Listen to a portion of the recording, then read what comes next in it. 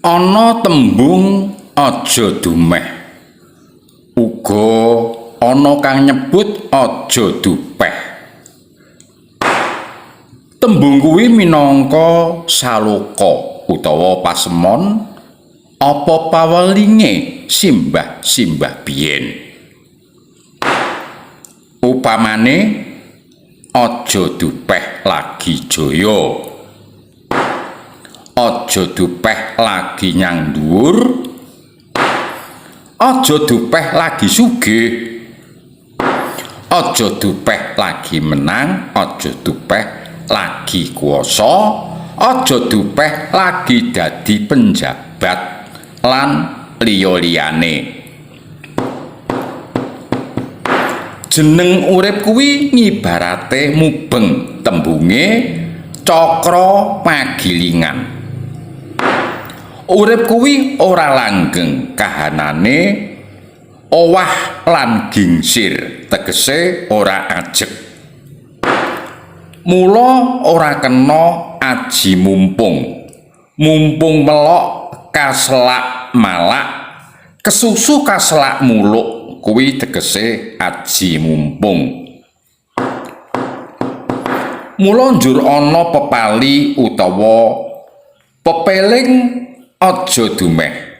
Wong kang lagi jaya kuwi ora bakal jaya terus.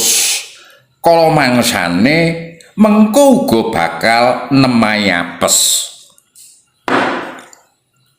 Wong nyang dhuwur kuwi ora iso nyang dhuwur terus. Tetep bakal nemoni mapan nyang ngisor nggone. Semono uga wong kang lagi kuwasa iku uga ora bakal kuwasa terus. Ing kono mangsa mengko uga bisa dadi juru kongkonan.